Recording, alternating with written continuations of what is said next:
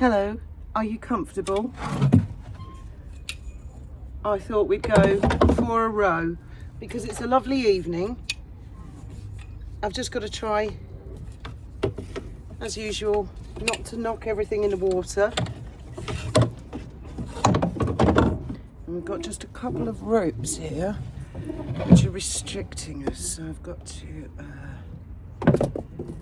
get that over the phone. I think that we might be free now. We'll soon find out. Yes, I think we're free.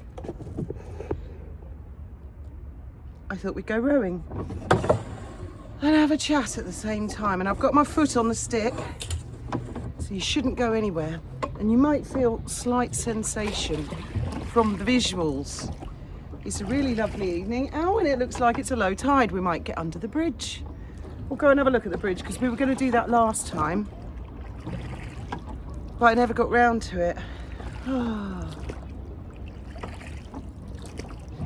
I'll show you where we're up to with the boat. I wanted to talk about monarchies and stuff because I wrote to the Queen, the late monarch, once years ago, and she wrote back. Well, one of her staff did, one of her colleagues. So that's where we're up to with the boat so far. Hasn't really changed much from this angle yet. No, you can't see it at all. But it will. It will. Right, let's go see the bridge. Yeah, when we first moved down here,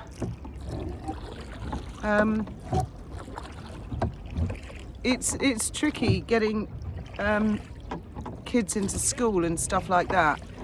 And we resolved it, you know, we did all the things that they wanted.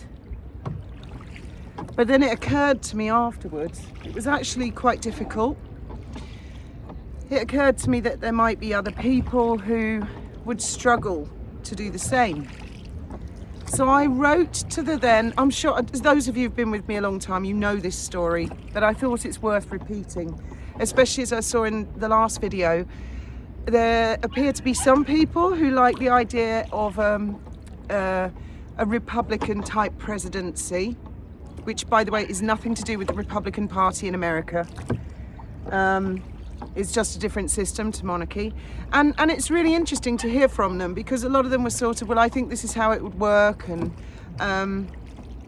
they're more curious and they'd like to know what money's spent on and stuff like that. So I thought I would repeat the story for their benefit.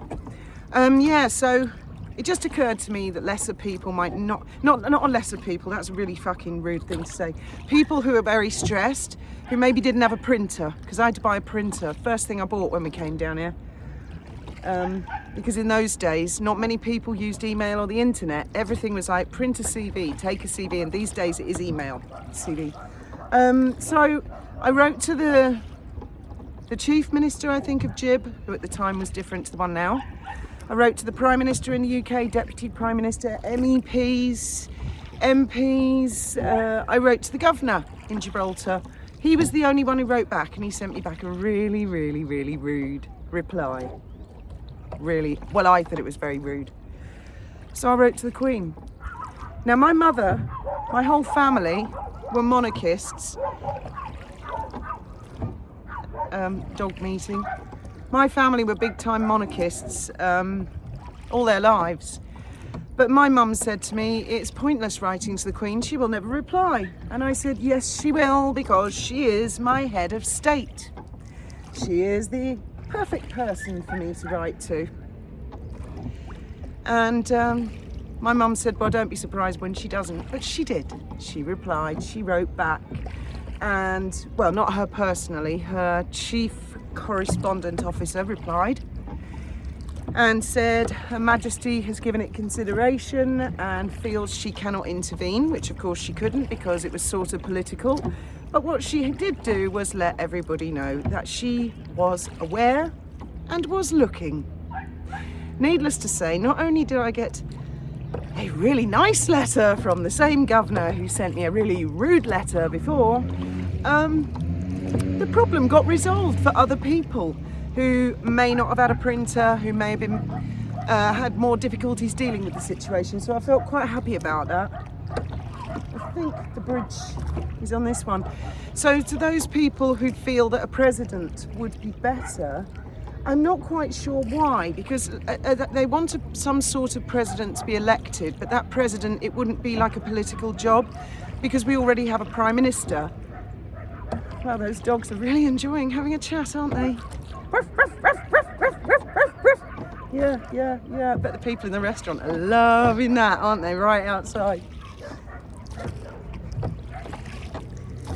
I wonder what they're saying to each other. Dogs really talk to each other, you know. In our neighbourhood where our house is, one dog will start and another one definitely replies, and then the other one replies to that. And the barks are different because you get used to them, and then another one will join in. So yeah, an elected monarch, I can't think of a worse idea. I think the bloodline's by far the best. Oh, the other thing was, the idea that I had about the TV show was not a documentary, not a one-off. Oh, no. I was suggesting a series.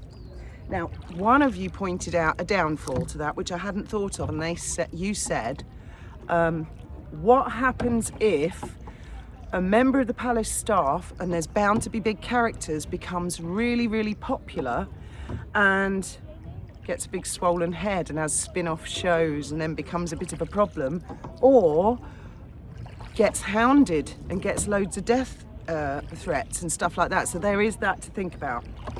But I was thinking just generally, you know, like they could even do season 1, season 2. It could be an ongoing thing. It could be a new type of glimpse into the workings of the royal machine, shall we say, because I think that, I hate that term, the men in grey. For a start, an awful lot of them are ladies, and an awful lot of them don't wear grey. They're not men in grey. That was a metaphor that Diana used just to make a point. It was like 30, 40 years ago, which makes just Harry and especially Harry using that expression, what a tit, when he knows damn well most of them are women, and the men that are there, and he's got a flaming cheek as well, hasn't he? Wears a grey suit all the fucking time. In fact, I think someone's named their ex account after his grey suit. So yeah, I was thinking more of an ongoing series into the actual workings. I think that would be kind of fascinating because there's an awful lot of events going on. There's a lot of hard work all the time. Yeah, so I think we can get under that. Definitely. Well, I'll have to sit on the floor and I'll have to squash you guys down, but I think we'll get underneath it.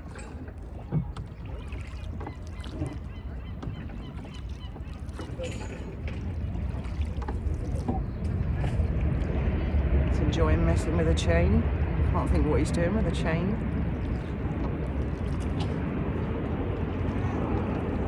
So this bridge is just for water flow because the marina is in 2 large bodies of water. So this is just like a breaker. Doesn't actually really do anything that much. But the water comes right up to it. And the other thing I see, we've got really cool royal family here. The young princess is here.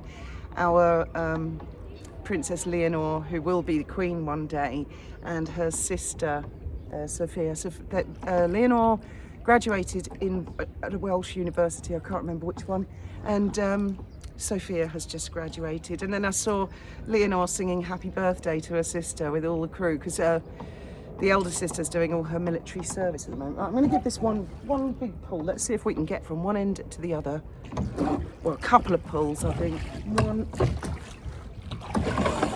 2. Let's get down. And I might have to just use my hands. I'm turning completely now. Oh, it is a low tide.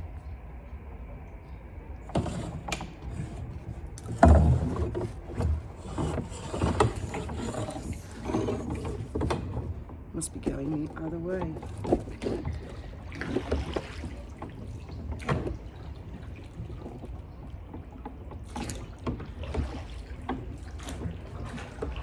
There we go, don't worry, you won't fall over. And one time Ben was under here, but the tide was a lot higher, and a fish jumped out of the water and into the boat. That's weird, isn't it? And then we can get back to the boat the other way. so we can have a nice long evening chat. It's quite long, this bridge. You don't realise when you're walking across it. This is where we walk to the bar above here. Well, you'll see, might see the bar in a minute. You can see it from this angle.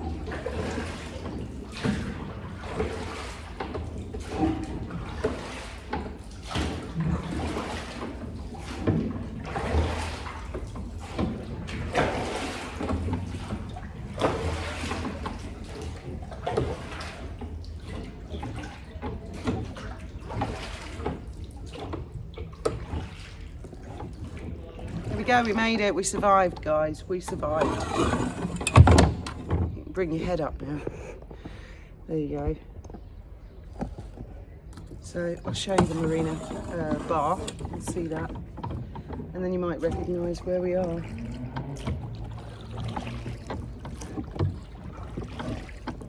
We used to be on this side with the big boat, but when the storms come on this side, it's a bit more rocky rolly, so we asked if we could move to the other side.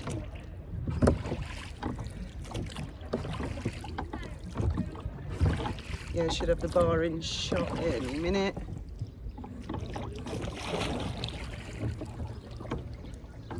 There you go.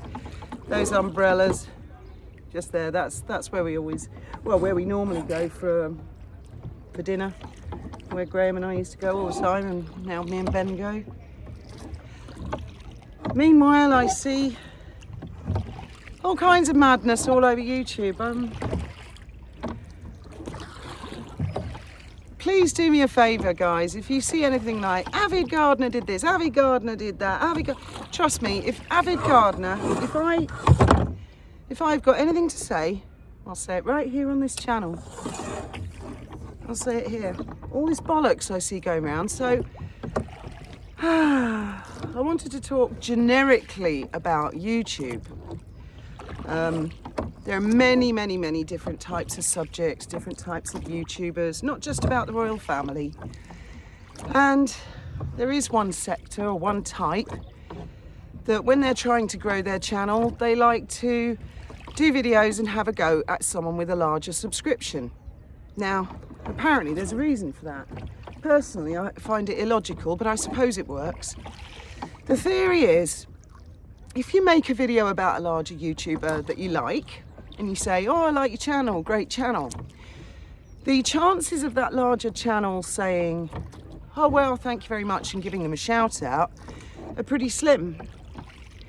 They'll probably go, oh yeah, thanks very much, and that's it. Whereas, if they do a really nasty, horrible video about a YouTuber with a larger followers than them, there's a good chance that that YouTuber will then do a really long video all about them, naming them left, right and centre. And it is a method of growing a channel. I personally think a rather pathetic method, but I mean, if people want to do that, that's up to them. I see people saying all sorts of things. Oh, Fiona's got loads of different troll accounts. Fiona's got loads of different YouTube channels. Fiona's, well, actually there's Graham's. There's Graham's 2 channels now, mine. Fiona's doing that. Fiona's been bullying people. Fiona killed somebody. Fiona's a monster. Fiona attacked a disabled person. Yeah, I've seen that one today. Fiona helps war crimes. I've seen all of it today, and my plan is to ignore. That's why I'm not naming a single sodding one of these pathetic smaller channels. I'm not naming them. If someone wants and I'm not even going to do shout outs anymore, what I will do, if someone's got a channel and they want to, you know, some attention drawn to it, leave it in the comments, and if I see the comment, I'll do a review on the type of content. But what I can't do is keep bullying and forcing people to go and look at channels, you guys, that you're not interested in. So in the past, I've done shout outs for other channels and their channel hasn't grown. Oh, it's my fucking fault. Well, how about your content? Shit. Or, not shit, maybe it's just not the same audience. It's not that the people that watch my channel are not into your channel stuff automatically. My God. People are so fucking entitled these days, aren't they? They're like, you've got it, so I want it. Oh, and if you don't. And the other thing I was going to ask you guys, just a word of advice. How have you ever had 2 friends who fall out? Right. and you don't want to get caught in the middle. So you say to both friends, I do not want to get involved in this. This is nothing to do with me. Have you ever been put in that really horrible position? Because I have.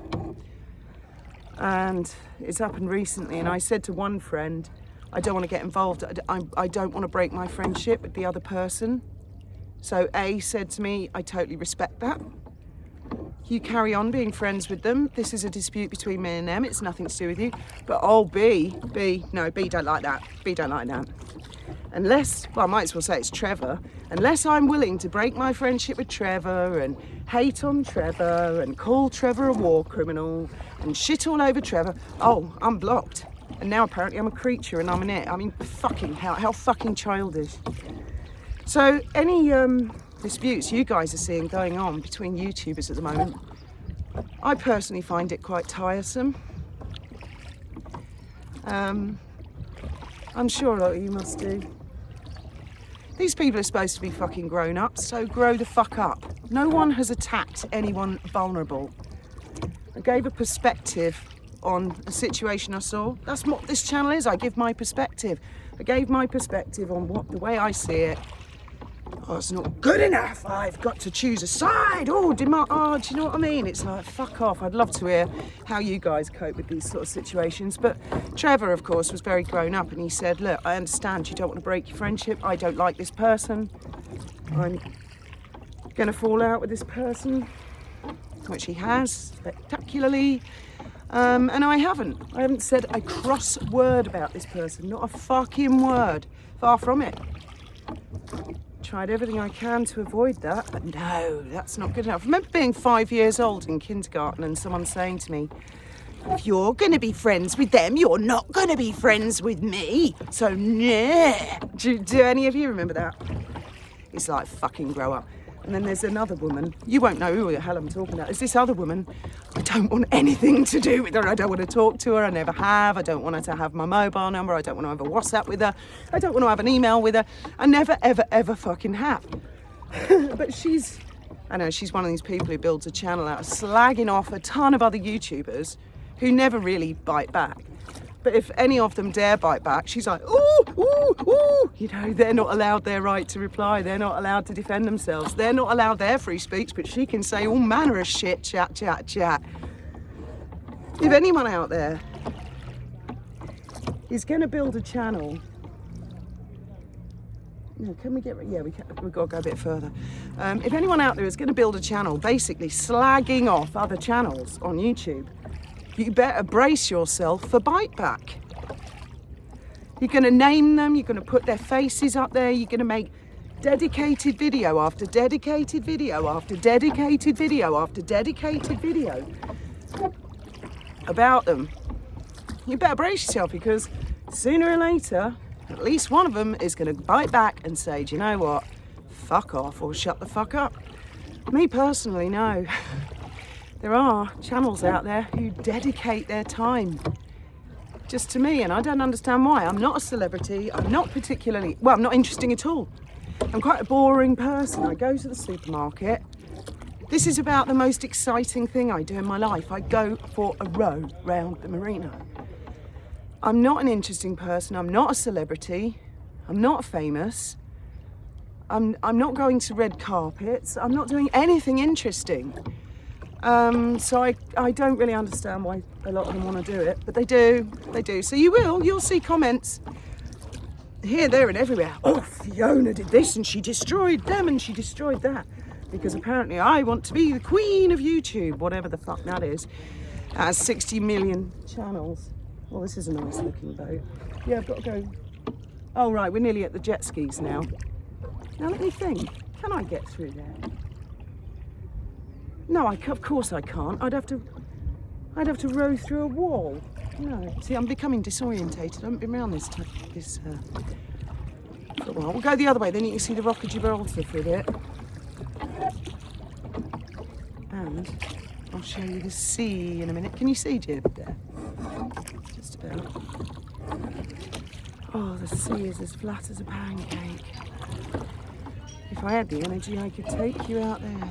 Oh, they're having a party on that big yacht. You know how that's going to end by the end of the night, don't you?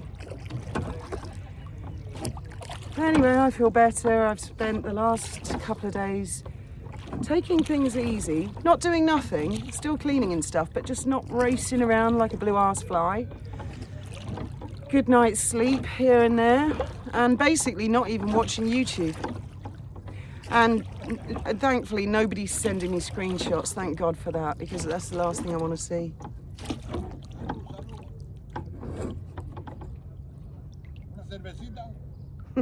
No gracias. Nuts tonight, Casanova. He's not my type anyway. Look, that's the sea. That is the entrance to the marina behind me.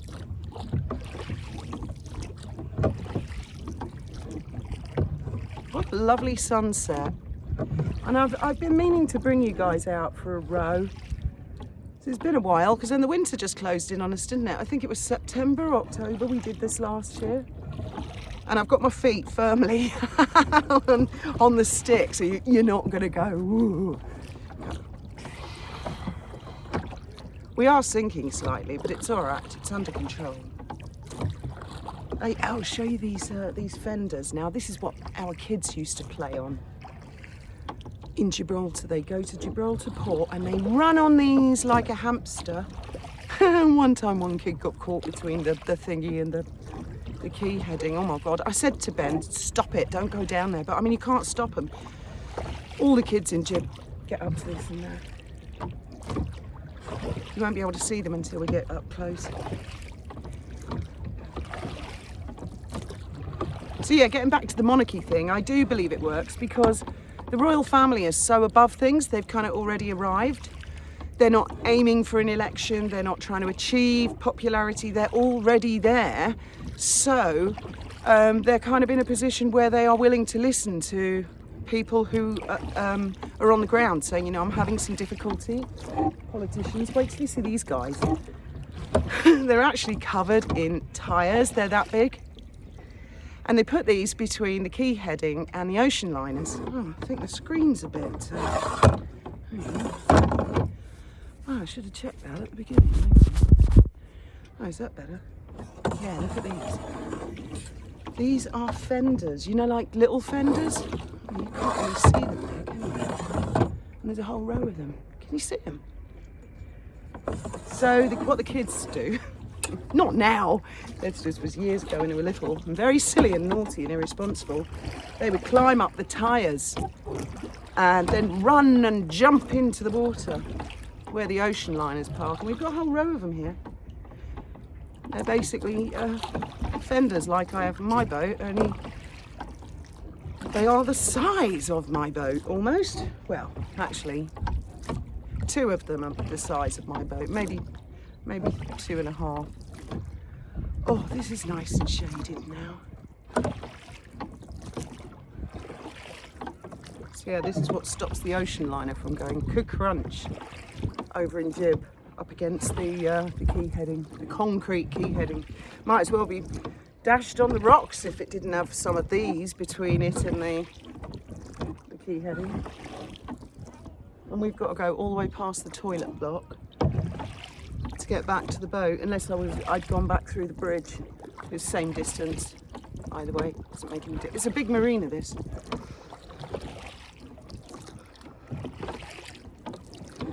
Yeah, I feel that the monarchy, apart from, I mean, there are many other benefits to a constitutional monarchy. We're not talking benevolent despot dictatorship, you know, off with their head and off to the tower. We're talking a soft power, a family that can represent British families, and they do really. Especially in recent years, when you think that they have had divorces, Princess Margaret, Princess Anne, Diana and Charles, and that Charles is his queen, is his second wife. I mean, that was unthought of at one point. And this is kind of how they evolve and sort of represent, of course, they're always going to be a little bit behind the curve. I mean, they're not, no, I'm not going to say it. You all know what I'm thinking. they're not a typical, true reflection of a... No, I'm not going to say it.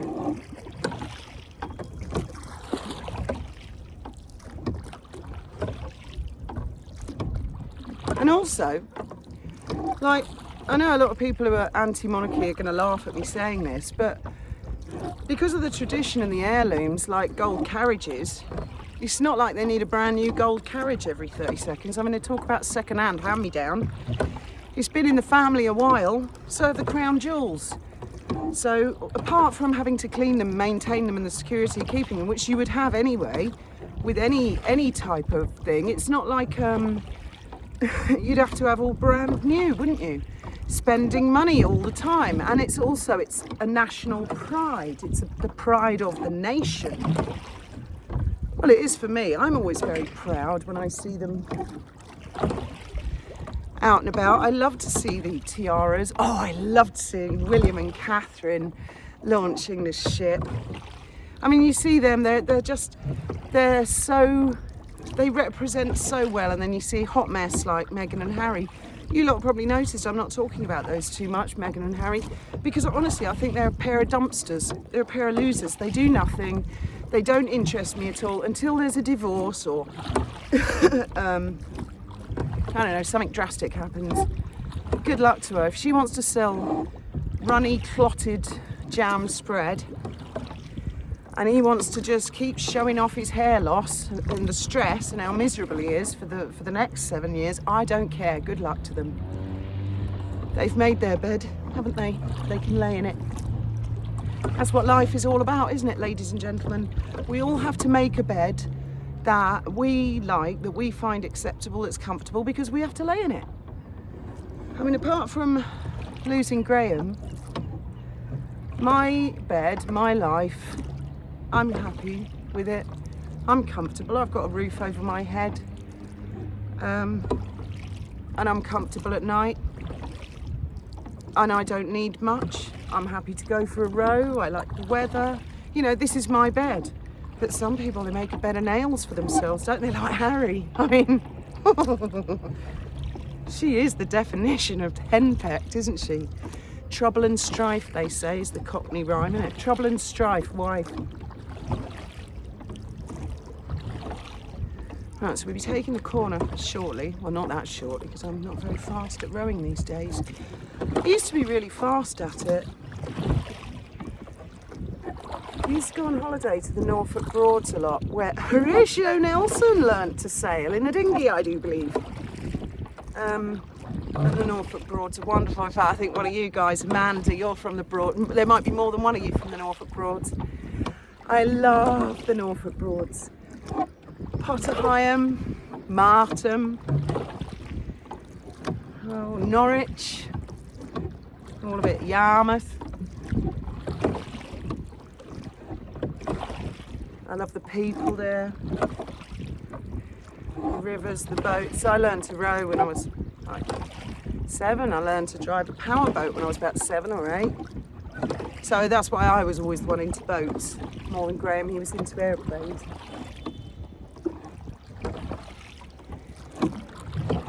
And this will do me good. I've been doing a lot of walking lately as well. Thankfully everywhere around here is flat.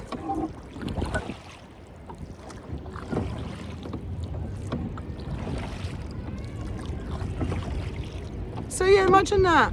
When I wrote to the late Queen, the Prime Minister never replied, Vice Prime Minister, Deputy Prime Minister never replied, MEPs never replied, Chief Minister in Gib didn't. The only one who replied was the Governor of Gibraltar at the time, and they changed them quite often. And he was dead snotty and rude. And I'll tell you why it worked, writing to the Queen, and she wrote back. She was very clever. She said, you know, her secretary said, Her Majesty wanted them all to know she's aware of this. Well, that's because of the birthday honours list, isn't it? And then they'll all watch their P's and Q's and go, oh no, boss is watching, I might not get on the honours list. So that's another thing. The honours list hangs above their heads like the sword of Damocles, doesn't it? It shouldn't be like that. People should do right because they do right, but Oh, that's nice. Look, can you see the reflection of jib in the water? We're nearly there. Yeah.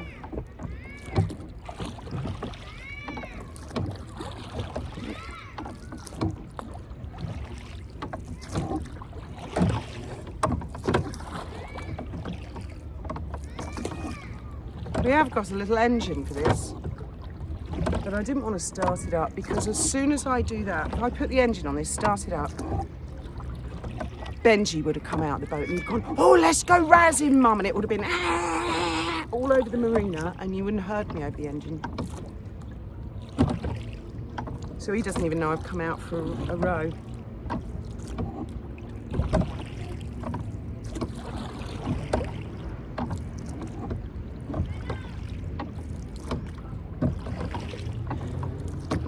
This was a lot further than I thought. So I hope you've enjoyed it. I have thoroughly. Here we go. We are back to where we started. Just got to row right round the bloody finger. Get to the other side of the boat. Yeah, you can see how still the water is tonight. I do hope that in the future, though, they don't lose, you know, the royal family don't modernise to such an extent that they lose all the regalia and pomp and ceremony. I think that is a very important part of it, not to be sniffed at and not to be lost. Very important not to lose traditions. Here we go.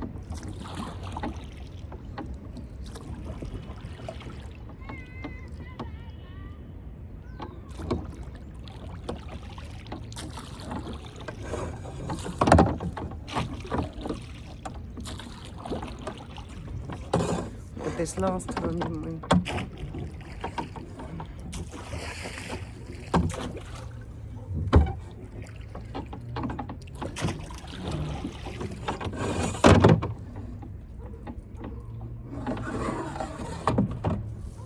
There we go, now I've got to try not knocking the phone or losing the oars or tangling the ropes. Well, I think I'll end the video there. Thank you all very much for coming for a row. Good night, and may your God go with you.